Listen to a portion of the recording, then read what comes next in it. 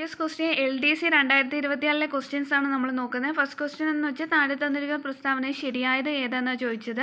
ഇവിടെ 2ഉം 4ഉമാണ് ശരി. കുളച്ച് യുദ്ധത്തിൽ മാർത്താണ്ഡവർമ്മയുടെ സൈന്യം ഡച്ച് സൈന്യത്തെ പരാജയപ്പെടുത്തി.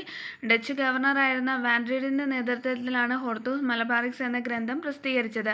അടുത്ത ക്വസ്റ്റ്യൻ ഇന്റർനാഷണൽ കോൺഗ്രസ് സമ്മേളനത്തിൻ്റെ അധ്യക്ഷത വഹിച്ച ഏക മലയാളി ചേറ്റൂർ ശങ്കരൻ നായരാണ്. ഇദ്ദേഹം ഏത് സമ്മേളനത്തിൽ അധ്യക്ഷത വഹിച്ചത്? അമരാവതി. അടുത്ത ക്വസ്റ്റ്യൻ APJ അബ്ദുൽ കലാമുമായി ബന്ധപ്പെട്ട് താഴെ പറഞ്ഞ തെറ്റായത് ഏതെന്നാ ചോദിച്ചാൽ 2ഉം 3ഉമാണ് തെറ്റ്.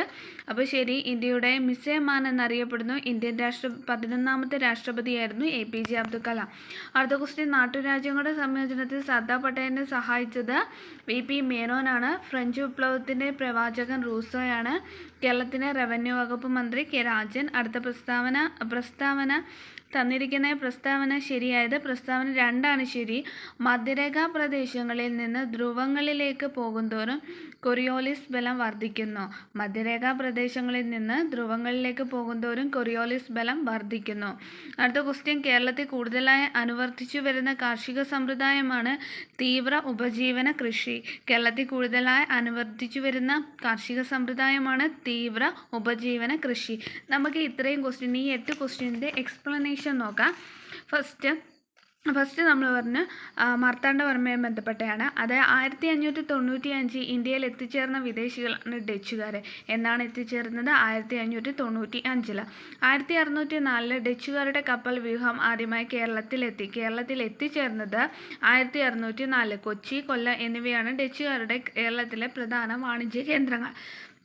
ഡച്ചുകാർ അധികാര കേന്ദ്രം സ്ഥാപിച്ചിരുന്ന കന്യാകുമാരിയിലെ പ്രധാന പ്രദേശമായിരുന്നു കുളച്ചിൽ. എന്നാൽ മാർത്താണ്ഡവർമ്മ കുളച്ചിൽ പ്രദേശം കോട്ട കെട്ടി സംരക്ഷിക്കാൻ ശ്രമിച്ചു. ഇത് പിടിച്ചെടുക്കാനുള്ള ഡച്ചുകാരുടെ ശ്രമങ്ങൾ കുളച്ചിൽ യുദ്ധത്തിലേക്ക് നയിച്ചു. അപ്പോൾ കുളച്ചിൽ യുദ്ധത്തിലേക്ക് നയിച്ചത് എന്താണ്? ഡച്ചുകാർ അധികാര കേന്ദ്രം സ്ഥാപിച്ചിരുന്ന കന്യാകുമാരിയിലെ പ്രധാന കേന്ദ്രമായിരുന്നു കുളച്ചിൽ. എന്നാൽ മാർത്താണ്ഡവർമ്മ കുളച്ചിൽ പ്രദേശം കോട്ട കെട്ടി സംരക്ഷിക്കാൻ ശ്രമിച്ചു. ഇത് പിടിച്ചെടുക്കാനുള്ള ഡച്ചുകാരുടെ ശ്രമങ്ങൾ കുളച്ചിൽ യുദ്ധത്തിലേക്ക് നയിച്ചു. മാർത്താണ്ഡവർമ്മ ഡച്ചുകാരെ പരാജയപ്പെടുത്തിയ യുദ്ധമാണ് കുളച്ചിൽ യുദ്ധം. ഡച്ചുകാരുടെ ആയുധബലത്തിനേറ്റ ആദ്യത്തെ ശക്തിയേറെ ചെറുത്തുനിൽപ്പാണ് കുളച്ചിൽ യുദ്ധം. കുളച്ചിൽ യുദ്ധം നടന്നത് 1741 ഓഗസ്റ്റ് 10-നാണ്. കുളച്ചിൽ യുദ്ധത്തിൻ്റെ കാരണം ഡച്ചുകാർ മാർത്താണ്ഡവർമ്മയെ എതിർത്തുകൊണ്ട് 1741 മൂത്ത റാണി ഇടയത്ത് സ്വരൂപത്തിൻ്റെ ഭരണാധിപത്യത്തെ ഔപചാരികമായി പ്രതിഷ്ഠിച്ചത്. കുളച്ചിൽ യുദ്ധത്തെ മാർത്താണ്ഡവർമ്മയെ സഹായിച്ച വിദേശികളാണ് ബ്രിട്ടീഷുകാർ. അപ്പം കുളച്ചിൽ യുദ്ധത്തെ മാർത്താണ്ഡവർമ്മയെ സഹായിച്ചത് ബ്രിട്ടീഷുകാർ.